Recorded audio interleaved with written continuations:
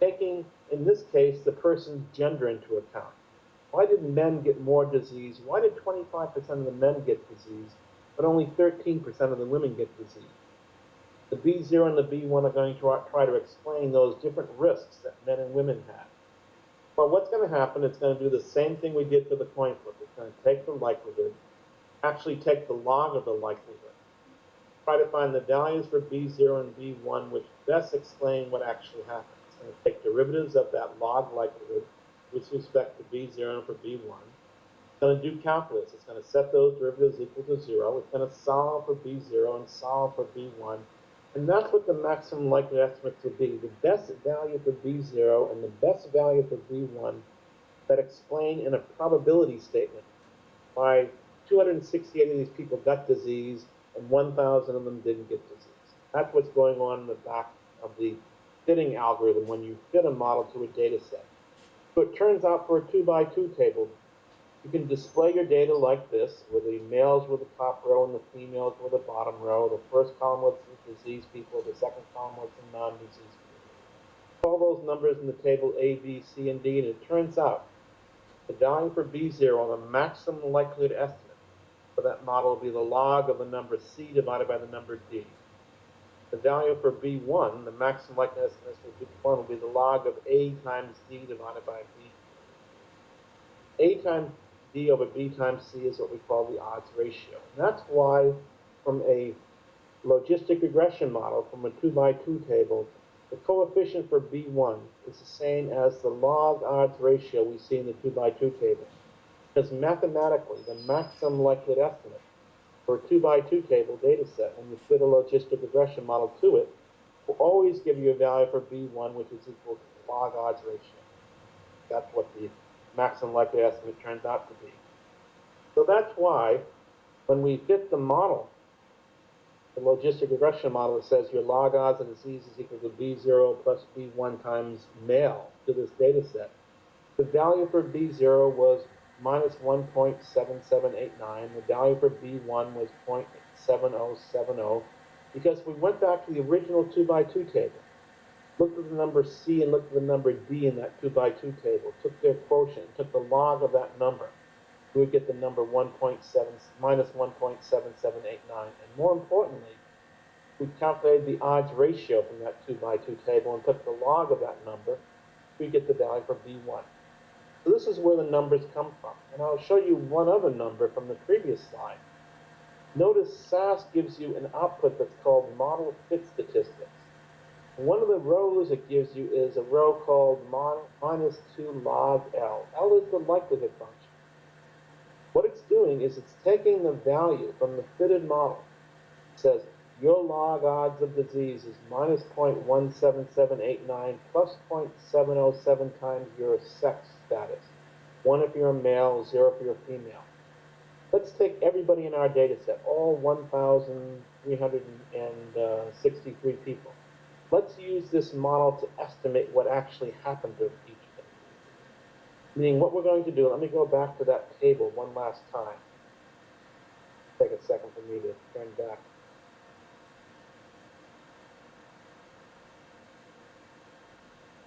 Okay, here's our 2x2 table. Let's take these 164 people who were men who got disease. Let's write down the probability of actually seeing what happened to them, actually getting disease. Let's count P over 1 minus P is equal to minus 1.77 plus minus 1.77 plus 0.707 times 1. For these other 479 men who didn't get disease, let's write down their value for 1 minus P from the model. For these 720 women, these 104 of them who got disease, let's write their numbers down for P. Their P is going to be equal to, their log odds is equal to just B0. And for these 660 women who didn't get disease, let's write down their value for 1 minus P. And if we do that, we will get a value for the likelihood.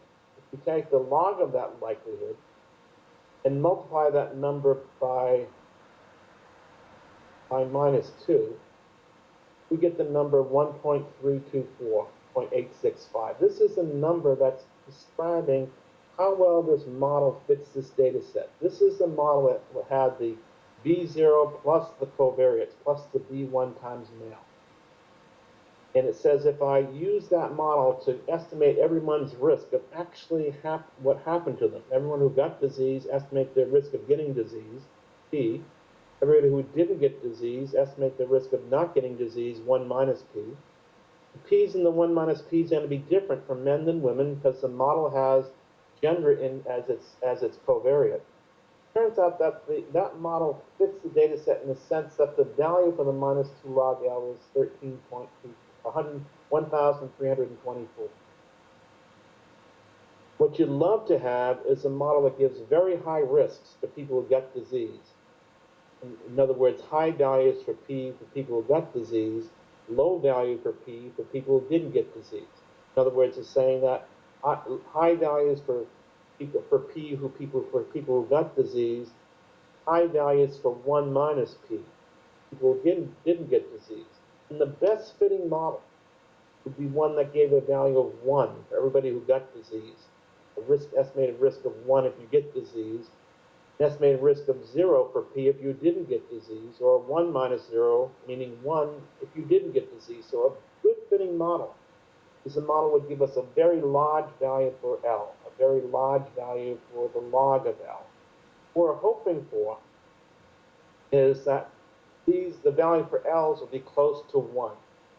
Well, the log of a number close to 1 will be a number close to 0. So actually what we're looking for, what we're rooting for, is a good fitting model that gives us a small value for this minus 2 log L. In this case, the value for minus 2 log L for the model we just fit was 1,324. Well, that might not sound very small to you, but the value for L and the value for minus 2 log L is going to depend on the size of the data set. So the number itself is not very meaningful. What's meaningful is how small this number is compared to other models. And the other model it's going to consider is a model that has only the intercept in it. The model that says everyone's log odds of getting disease is equal to one number B0, regardless whether you're a male or a female. Here's a model that doesn't take a person's sex into account, but gives everyone the same risk of getting disease. That model has a value of minus 2 log L of 1351. Notice, by taking sex into account, the value for minus 2 log L dropped from 1351 down to 1324.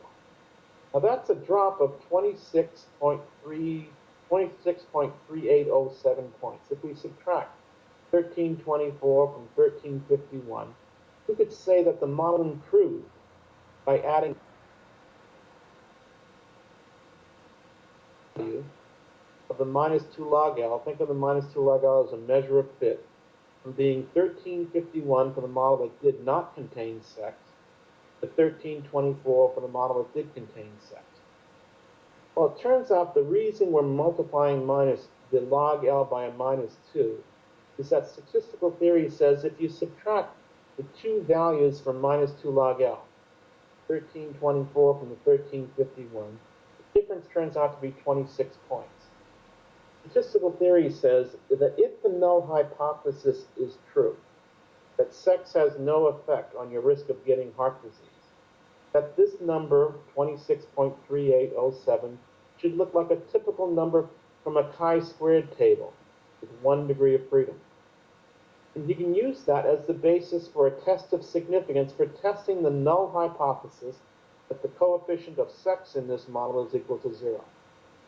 And notice the value for that likelihood ratio test, 26.3807, is very similar to the value of the chi-squared test we got from the 2x2 table, when we took each observed number in the cells of that 2x2 table, compared to the expected numbers. So what it means that this likelihood ratio test for this model is very similar to the usual chi-squared test of association you did for this 2x2 table. It's another way for testing the null hypothesis. And what we see here